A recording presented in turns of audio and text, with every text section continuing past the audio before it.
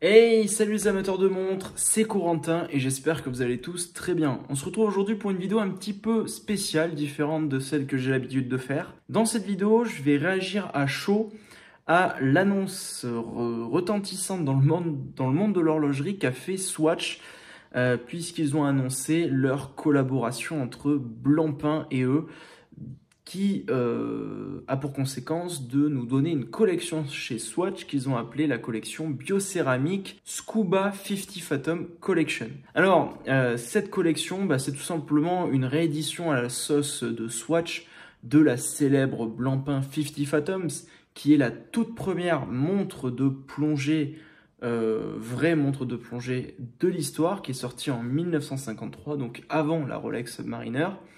Bon, on connaît déjà ce format, cette façon de faire chez Swatch. Ils l'ont déjà fait il y a un an et demi.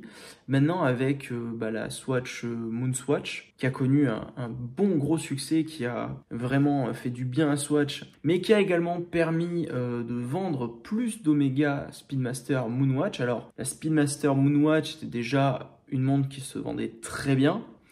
Mais là, du coup, ça va avoir un vrai impact donc sur cette deuxième itération de ce format-là. Je pense qu'elle va bien se vendre aussi, celle-ci. Mais je pense que ça va aussi, et ça c'est sur le plan marketing que c'est très bien, ça va remettre en lumière la Blancpain 50 Fathoms qui, malgré qu'elle soit la première montre de plongée, est quand même, aux yeux du grand public, dans l'ombre totale de la Rolex Submariner. Donc c'est bien, ça va remettre en lumière cette célèbre montre de plongée. Et ça, je ne peux qu'apprécier. Après, il y a d'autres choses que je n'apprécie pas, mais j'y reviendrai, je pense, à la fin de cette vidéo. Là, j'avais envie d'abord qu'on aille sur le site de Swatch, sur lequel je suis déjà, et qu'on découvre un petit peu la nouveauté, puisque ils en font la pub dès leur page principale. Donc, juste avant la Moonswatch, en fait, il y avait 9 versions à l'origine. Il y en a un peu plus maintenant parce que, forcément, vu que ça a connu le succès, ils l'ont décliné encore plus.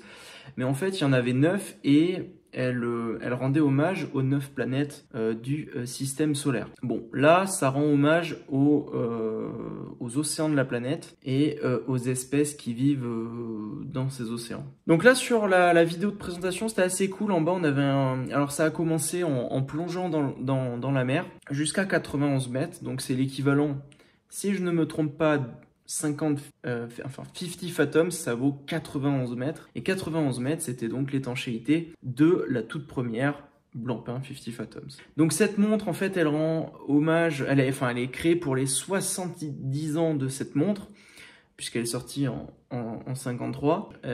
Donc elle s'inspire des eaux profondes. Chaque modèle célèbre l'un des 5 océans et les magnifiques animaux colorés connus sous le nom de nudibranches. Alors je sais pas si ça se prononce à l'anglaise, mais bon, qui vivent dans leur profondeur. Ok. Et donc c'est évidemment pas limité. Enfin, si ça fait comme la Moonswatch, ça sera limité par la production de Swatch. D'ailleurs, c'est aussi une chose que j'avais pas appréciée en fait. Il y en avait clairement pas assez, et qu'on me dise pas que 6 mois après sa sortie, Swatch n'est pas capable d'en produire assez. Voilà, c'était des mouvements à quartz, faut pas abuser quoi. Ça, c'était l'une des choses que j'avais pas appréciées. Elle sera donc disponible à partir du 9 septembre 2023 et nous sommes le 7, donc à partir de de samedi. Ok, donc la première couleur, c'est celle qui rend hommage à l'océan Arctique. Donc elle a des couleurs que je trouve très sympathiques, très fun, très fun. Ça me fait penser un peu à Jupiter, à la Moonswatch Jupiter, si je dis pas de bêtises. Donc ça c'est cool. On a cet orange comme ça sur la lunette, on a des rappels sur le bracelet NATO. Et ça c'est quand même plutôt pas mal que ce soit un NATO plutôt qu'un bracelet velcro qui était vraiment pas terrible sur la Moonswatch. Donc là c'est plutôt pas mal.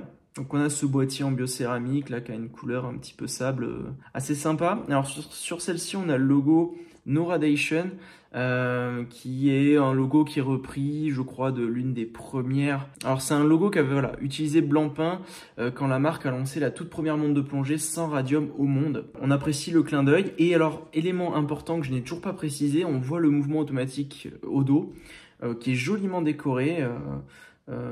Ça c'est assez joli vraiment, on dirait avec des coraux, enfin c'est assez sympa. Et donc c'est le mouvement automatique Système 51 de Swatch, le fameux mouvement qui est dont la production est totalement automatisée, qui tient avec une vis centrale qui a 51 pièces, donc comme son nom l'indique. C'est pas un modèle de fiabilité, mais il est quand même assez performant puisqu'il a 91 heures de réserve de marche. Mais au-delà de la fiabilité, c'est surtout qu'il n'est pas du tout réparable. Après, c'est un mouvement qui coûte pas du tout cher à produire. Et donc, on le verra juste après sur le prix de la montre. Donc voilà la première déclinaison. Le combo de couleurs est assez sympa. La seconde, c'est pareil. Donc, c'est la Pacific Ocean. Ah oui, alors chose importante aussi à dire, le bracelet NATO est en filet de pêche recyclé. Ça, c'est assez cool. Donc celle-ci, elle s'inspire des couleurs vives du Chromodoris cuteri. Ok, d'accord, on apprend des choses avec ces noms en latin, je pense. Cette montre dispose d'un indicateur de date entre 4 et 5 heures et d'un mouvement système 51. D'accord, il y a une petite particularité sur chacune d'entre elles sur le cadran. Donc là, on n'a pas le No Radiation, mais on a le petit guichet de date à entre 4 et 5 heures. C'est cool. Voilà, ensuite on a l'Atlantic Ocean, donc sympathique, en bleu comme ça, c'est peut-être le modèle le plus classique au niveau des couleurs, cadran et boîtier. Le Glaucus Arcticus Atlanticus a inspiré les couleurs du boîtier en céramique, ok.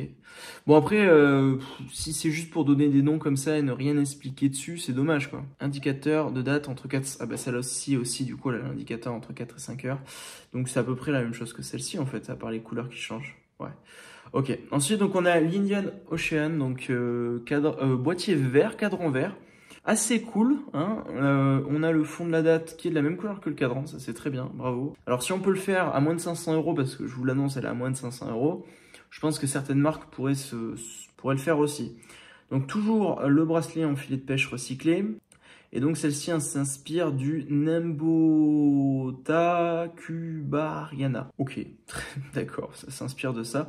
Assez sympa, hein, très peps aussi comme couleur. Relativement sobre, on a l'Antarctic Ocean. Ok, donc ce garde-temps orné de la Trionella belli, donc dont la forme mystérieuse rappelle celle d'un iceberg battu par les vagues tempétueuses. Ok, ils ont vraiment fumé par contre. Donc au dos, un indicateur de contact avec l'eau bicolore qui détecte la présence d'eau. D'accord, ok, c'est cool. Alors est-ce qu'il est fonctionnel? Je ne sais pas, mais il y a un petit détail différent et donc là il n'y a pas l'indicateur de date à 4 ou 5 heures et même les index sont différents, donc ouais, celle-ci elle est sympa celle-là, le code couleur est sympa. Et donc on a fait déjà le tour puisqu'il n'y a que 5 océans et on peut voir vraiment le dos comme ça qui est très joli. Voilà, donc la biocéramique développée et brevetée par Swatch. La biocéramique est un mélange unique de 2 tiers de céramique utilisée dans l'horlogerie haut de gamme et d'1 tiers de matériaux biosourcés dérivés de l'huile de ricin. Moi, de ce que j'ai compris, c'est quand même pas loin du plastoc. En termes de robustesse, de tout ça, on est très très loin de la céramique pour le coup. Honnêtement, j'ai essayé une Moonswatch.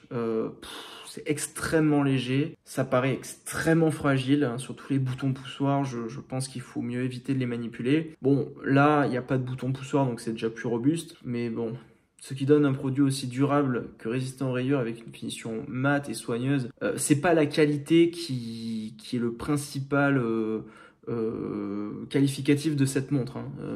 Il faut être clair là-dessus quand même.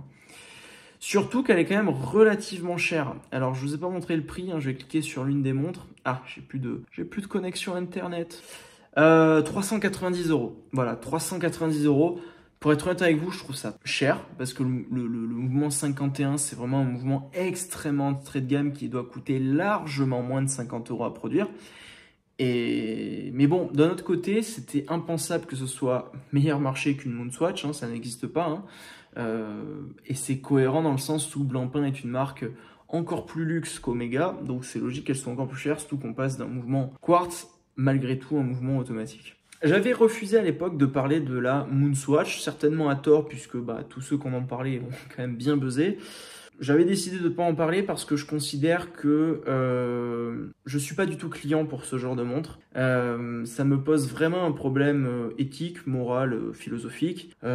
Pour moi, donc c'est une montre de plongée qui va encore une fois certainement être aux poignées de gens qui vont aller se baigner. Donc ça va rajouter du plastique à l'océan.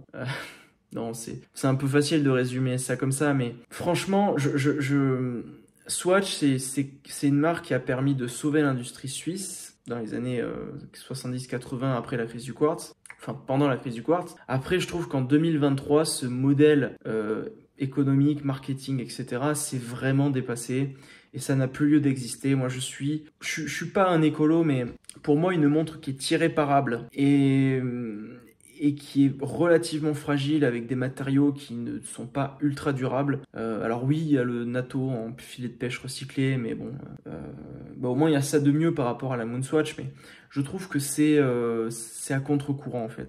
Et donc je n'ai pas envie d'encourager ce phénomène-là en achetant, et c'est pour ça que je ne vais pas être positif là-dessus. Oui, c'est mignon, oui, ça va faire de la pub à la 50 Fathom, ça c'est bien, mais honnêtement à 390 €, en termes de qualité, il y a quand même mais très très largement mieux quoi. Donc voilà, je ne peux pas encourager ce genre de montre là, et voilà ce que j'avais à dire. Donc je sais pas si vous pensez comme moi ou pas, mais moi ça me pose un vrai problème d'acheter une montre jetable en 2023 plutôt qu'une montre automatique qui durera une vie. Puisque là, le mouvement, quand il marche plus, c'est on le prend, on le fout à la poubelle. Et c'est dommage. Et puis, je trouve que quand je vois ce qui s'est passé pour la Moonswatch, c'est quelque chose qui m'a un petit peu dégoûté aussi. Déjà, j'ai l'impression que les gens étaient des moutons. Et puis moi, faire 100 mètres de queue pour une montre, je trouve ça un peu con. Et puis, dans cette queue-là, il n'y avait pas que des passionnés. Il y avait beaucoup de spéculateurs. Bon, je pense qu'il y en a peu qui ont réussi à vraiment se faire beaucoup d'argent, et tant mieux, heureusement. Mais ça, c'est quelque chose qui me dérange. Et le fait que Swatch n'arrive pas à répondre à la demande des mois et des mois après, il suffit de voir le temps qu'a mis Clément entre-temps pour réaliser son jeu concours avec toutes les montres. C'est dire à quel point c'est incompréhensible. Enfin, Swatch, ils produisent des millions de montres par an. S'ils avaient voulu pouvoir approvisionner correctement le marché, ils auraient clairement pu. On se fout de notre gueule, honnêtement, 1 million de montres par an pour Swatch, quand Rolex en fait 1 million, c'est facile normalement. Faut quand même un petit peu dire les choses. Voilà, j'espère que j'ai fait passer mon message. Et puis j'espère que cette vidéo vous aura plu, mais surtout dites-moi ce que vous en pensez. Essayez de me dire votre façon de voir cette montre. Au-delà du oui, elles sont jolies, tout ça. Philosophiquement, qu'est-ce que ça vous inspire? Je vous dis à la prochaine. Portez bien vos montres. Bah là, je l'ai posé parce que je suis sur le bureau et avec le bureau en verre, c'est pas facile. Bref, il est 2 h du matin. J'ai attendu très tard pour vous faire cette vidéo. Ciao tout le monde.